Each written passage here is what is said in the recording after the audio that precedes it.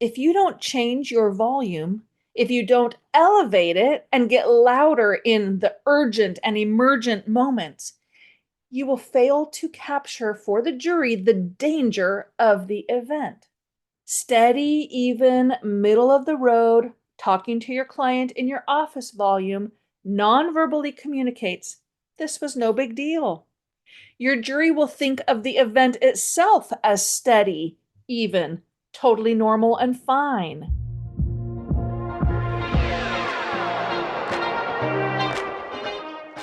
Welcome to the Foster Your Voice podcast with me, Christy Foster.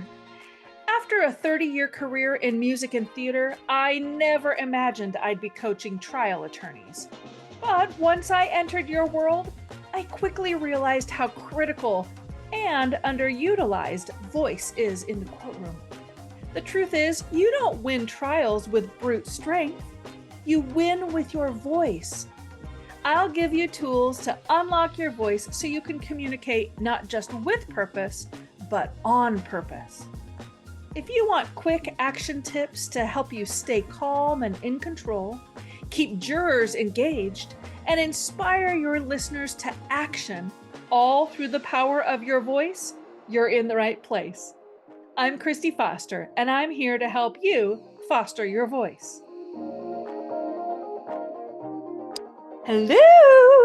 Hello, Foster fam. Starting to get a little ornate in my greetings, or as we say in my family, oh, now you're just getting fancy. So yes, we're fancy today. Why? Because I finished my taxes. Every year, I think I'm going to get them done first week of February. But no, every year I'm just right at the deadline.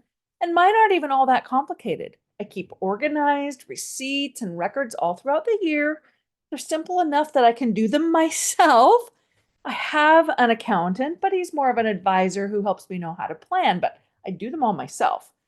Anyway, I'm done. I hope you are too. The cool thing, though, if there is going to be a cool thing about doing your taxes, is that it gives me a chance to reflect on the previous year because I go through all my receipts. So I get to remember the fun dinner I had with a friend, or a show that I saw, or a trip that I took. But my receipts also tell a story of how I invested in myself. I see the fast food receipts from when I was on the go or decided to stray from the plan I had made for that day. Last year, apparently, is when I discovered how delicious KFC biscuits are. I'm not sure why you had to gatekeep that or why it took me till I was 51 to find out, but here we are. So, yeah, there were a fair amount of those stories being told, but less than the year before. So, yay, I'll take it. I also got to see, though, the story of how I went all in on myself. In my first year full time in my coaching business, I see the receipts for the courses I took, the workshops I attended, the business coaching I received, the personal coaching I received. 2024 was a year of doubling down on myself as a vocal coach and trial consultant.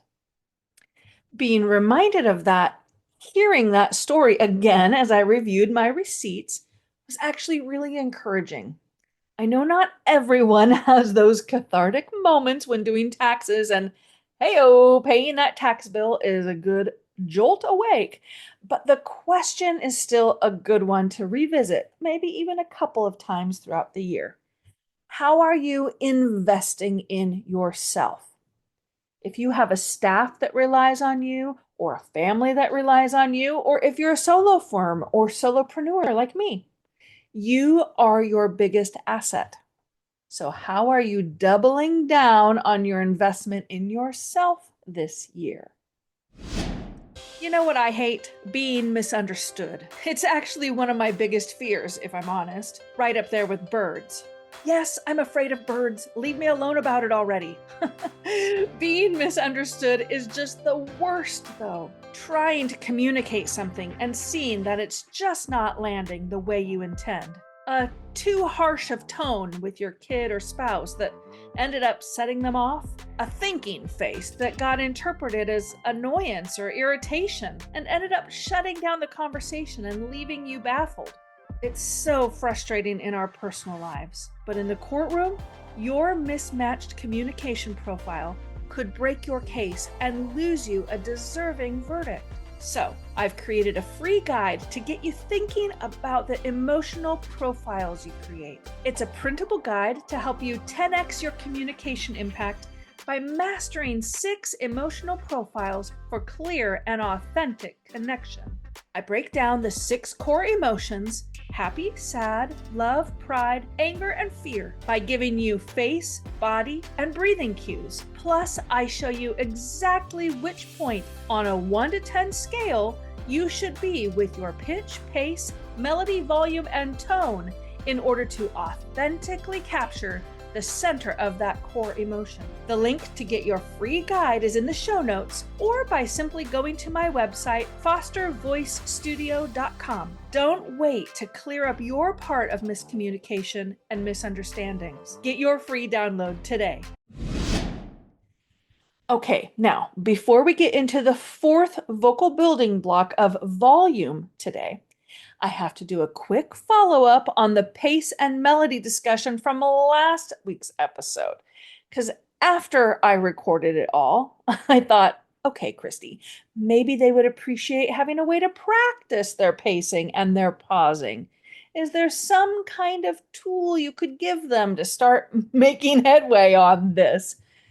So I created a free guide called Pace and Pause, the Perfect Pair. I'm all about alliteration. You can get it at fostervoicestudio.com/pace and pause.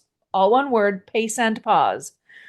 I'll link it in the show notes as well. But it includes some opening statement snippets and instructions for how to determine if you're speaking too fast, too slow, based on the principles of cognitive overload and the neuroscience of learning. I think it's pretty cool. And I actually timed myself to see where I was. And I was pleased to say I was right in the zone. So pick it up for yourself. It's free. Just go to fostervoicestudio.com/pace and pause, and I'll send it right to you. Today, let's talk about volume. How do you decide how loud you should be? What guides your choice? And how do you create volume without blowing out your voice and causing strain? Or maybe you only have one volume setting. Your dial is fixed in place. We need to get curious about that and give you some strategies so you can diversify a little bit. So, what factors go into deciding your volume? And I do mean decide.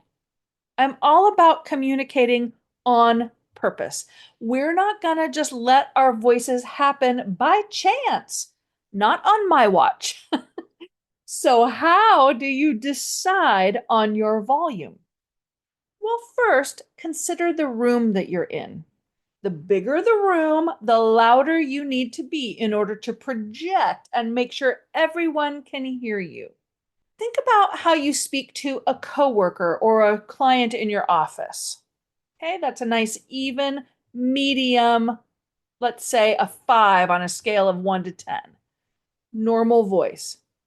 Now think about taking that same conversation to your car. Even though you maintained a totally appropriate volume in your office, suddenly taking that same volume into your car might be too loud, right? A smaller, more closed-in space doesn't require as much volume. But now let's reverse that. Take that more individualized conversation from the car and now put yourself in the courtroom. Too soft, right? It's still the right volume to talk to your co-counsel or aide at your same table, but not loud enough to project to the judge, to the court reporter, or to the jury. Which then takes us to the second factor, proximity. So you need to speak louder in bigger spaces, but as you move closer to the jury, you need to adjust. The closer you get, the softer you can go. Otherwise, they're going to feel like you're shouting at them and be maybe alarmed or defensive. So, being in the courtroom requires some nuance. You don't want the jury to think you're yelling at them, but you still need to speak loud enough for the court reporter to hear you, even if your back is to them. It's harder for people to hear you when they can't see your face. So keep that in mind too. I sat in on a trial at my local courthouse not too long ago and not too far from here. And the court reporter had to keep asking counsel to repeat themselves. They just weren't talking loud enough for the space they were in, and they were talking too fast. They could have just used my free pace and pause guide, just saying. But I felt so bad for them because they were letting their inattention or maybe their inability to adjust their volume get in the way of their flow and their rhythm. You know how important that is. They had a hard time driving a point home and getting momentum because they kept getting interrupted and asked to repeat themselves. I just died 1,000 deaths for them and with them. So, the size of room you're in, the proximity to, and the direction you are to your audience, those are two determining factors. But a third factor is your content, and maybe more on the nose, your intention for your content. When you're telling your client's story, if you don't change your volume, if you don't elevate it and get louder in the urgent and emergent moments, you will fail to capture for the jury the danger of the event. Steady, even, middle of the road, talking to your client in your office volume non-verbally communicates this was no big deal. Your jury will think of the event itself as steady, even, totally normal and fine. Now, you don't need to whip them up into a frenzy either. You just need to accurately represent the critical moment of impact. You need to capture the crash, the fall, the chaos, the out of control moment. And you do that with volume. It's not just louds, but softs too. Volume is dynamic. When you keep it static, without adjustment, steady as you go, you will not successfully give the jury permission to feel for your client. You'll accidentally downplay the event that brought you and them to the courtroom and dismiss or invalidate their inclination to sympathize with your client. So, how do you create and control volume without causing muscle strain or feeling out of control yourself? Have you ever experienced that feeling of talking too loud and getting that cold, scratchy feeling in your throat? Well, what happens immediately after that? The brain senses vocal trauma and says, aha, I will save you. I will send phlegm to lubricate and soothe the affected areas. Great. Thanks so much, brain. Because now you're dealing with constantly clearing your throat to deal with the phlegm issue, and your nervous system is caught in this difficult cycle that just won't stop. So let's avoid that when we can, okay? Instead, the controller for the volume pedal is your breath. How you breathe, how you use your breath, more importantly, will determine how loud you can go without straining and without compromising control of your nervous system. So let's do a little breath review, or maybe this will be new to you, in which case, yay, I'm excited for you. So there are two types of breathing for communication: compressive and expressive. Compressive and expressive. When you speak at a lower volume, you compress your air and you dole it out evenly. If you didn't, you would just be collapsing on yourself and losing vocal clarity through breathiness. And that doesn't work, right?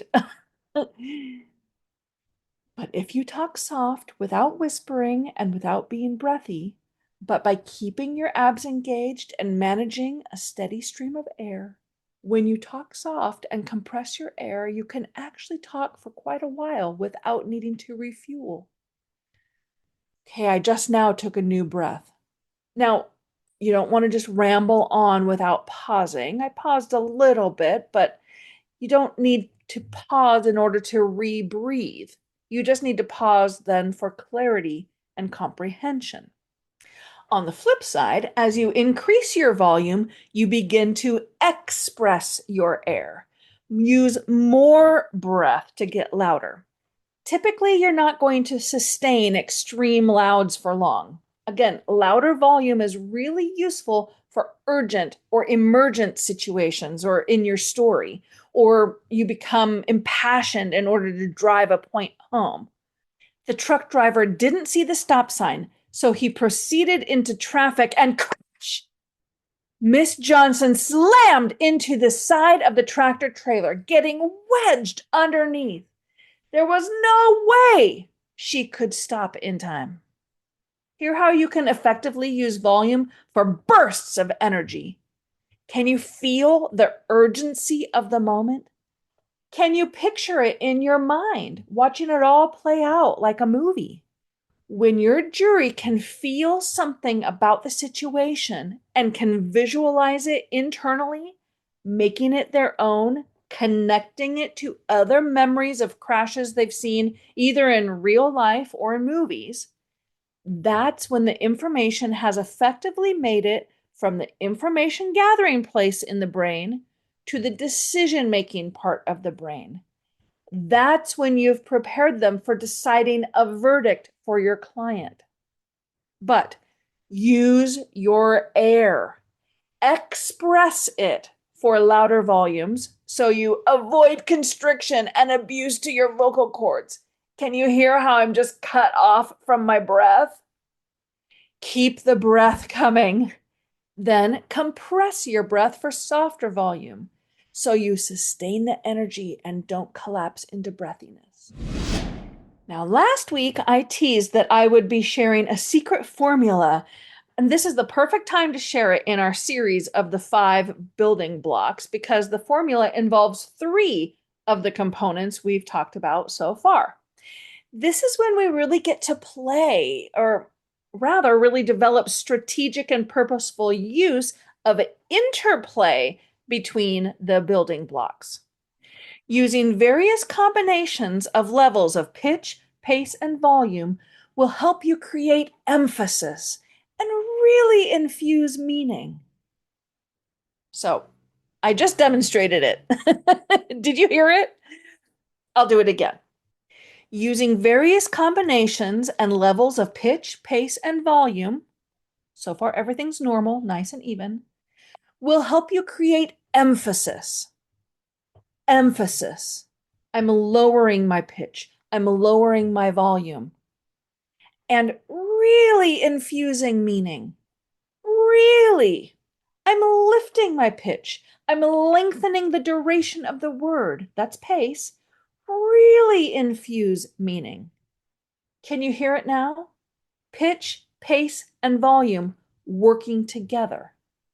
So, the 3 ways to create emphasis is to suddenly change your pitch, suddenly change your pace or the duration of words, or change your volume. And you can mix and match and just use 2 of them or use all 3 of them. This is how you draw out descriptive words and modifiers. For example, you're talking about a tractor trailer, or we call them semi-trucks here in the Northwest. But this truck is 80,000 pounds. That doesn't really mean anything to me. I'm just not good with like weight measurements, and I don't have anything to compare to. I have no idea how much my Honda CR-V weighs. I know it's less than a semi, of course, but hearing a non-emphasized 80,000 pounds has no meaning for me. But if you say that a semi truck weighed 80,000 pounds. Now you feel something, right? You can imagine it. It has meaning, even without context and even without comparisons. I sense that it is really heavy and poses a very serious threat on the roadway. 80,000 pounds! I'm emphasizing it, infusing meaning by raising my pitch 80,000. That's using my middle voice. Lengthening the word 80,000. I don't have to say it that way. I can say it without changing my pace, but I'm communicating on purpose. So I'm going to choose to play with pace. And I'm lowering my volume and compressing my air. Can you hear those three building blocks at play? So, next week we'll wrap up our series on the 5 building blocks by talking about tone. Tone carries emotion, so you don't want to miss that episode. Remember to pick up your free practice guide for pace and pausing at fostervoicestudio.com/pace and pause. And until next week, keep fostering your voice. Thanks for pulling up a seat with me today and for being part of the Foster fam. Make sure you're subscribed to the podcast so you don't miss a single episode. And while you're at it, go ahead and leave a review or a comment so I can give you a shout out on a future episode. During the week, you can find me on Instagram at Foster Voice Studio, where I'm dropping little nuggets of vocal technique and leadership wisdom. You can also join my mailing list by visiting fostervoicestudio.com or by clicking the link in the show notes. I'll send a weekly vocal tip every Tuesday directly to your inbox.